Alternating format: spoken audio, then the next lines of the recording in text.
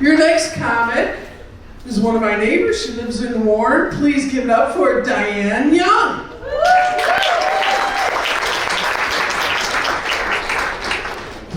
Give it up for Peggy. She and I are in the same chapter of the International Order of Karens. If we meet at the Panera Bread in Warren and practice not resting bitch face. We practice full-on active bitch face.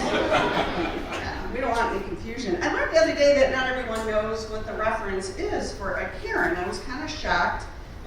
So in case you don't know, a Karen is a white woman who wants to protect sacred native white land like sidewalks, city parks, and Target parking lots from innocent black men going about their activities of daily living, like, walking their dog or grocery shopping.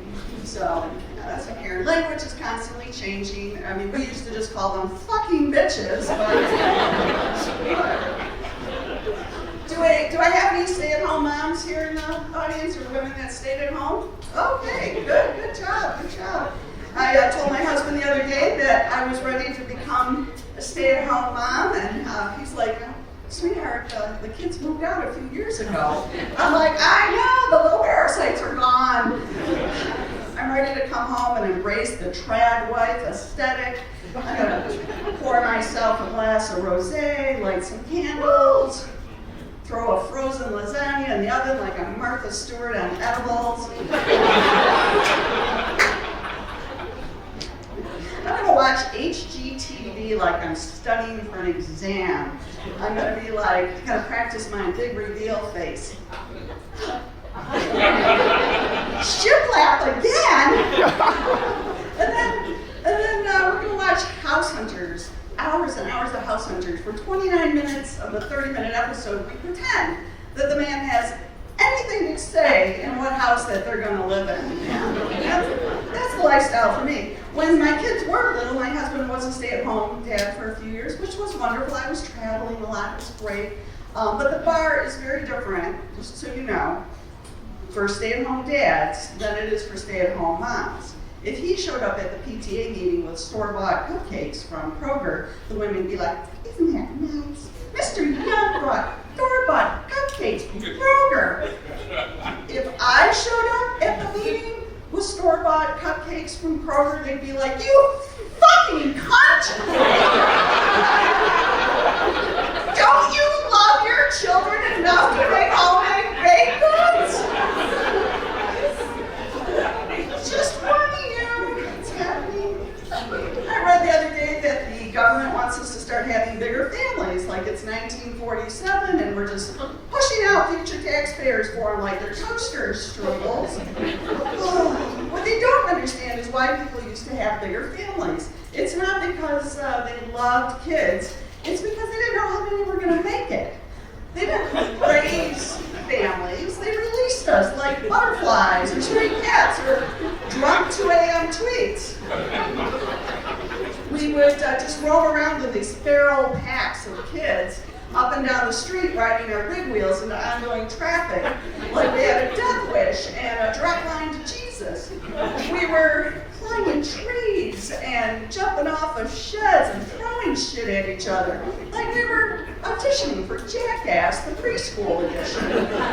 Sponsored by lead paint, whatever the fuck was in Tang.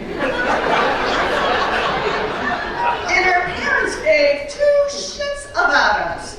They would just yell out the window, "Be home by dark!" Whatever. And then they'd go back in, pour themselves a cocktail, and light a cigarette from another lit cigarette. With the windows closed indoors. On Monday mornings, my elementary school looked like a Civil War hospital. Kids would limp in with crutches made out of broomsticks, legs in casts, arms in slings, eye patches. I fell off a roof. I got hit by a lawn dart. Mikey threw a rock at my eye and it tore my cornea. Yeah, thanks, fucking Mikey Moore. But anyway, and our parents again were kind of like, that's why we have this extra kid over here. We're like Doritos, crunch one, we'll make more. When I was 16, I went to San Antonio, Texas with my church youth group. This is a true story.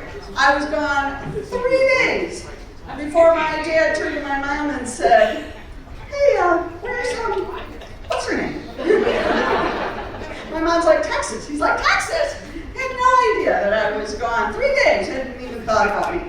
They were putting kids' faces on milk cartons to let other people know that kids were missing. They were doing it so the parents would learn that the kids were missing. My dad would have been like, this kid looks familiar. Like, what's her name? That kid that sometimes spends the night here. It's like, yeah. They got so bad that they even had a commercial at 10 o'clock at night, and they would get famous people like Cyndi Lauper and Cher, even Andy Warhol, to remind parents at 10 o'clock, hey parents, it's 10 o'clock, do you know where your kids are? And Andy Warhol's like, they're with me in New York City, Club 57. Oh my God, things were so different.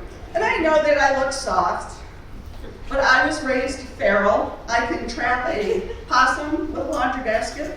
I can drink lead-tainted water out of a garden hose, and it only makes me stronger. And I can find my way back from Texas with a paper map, because I didn't do it one time because they forgot about me. Anyway, my name's Diane. Thank you so much.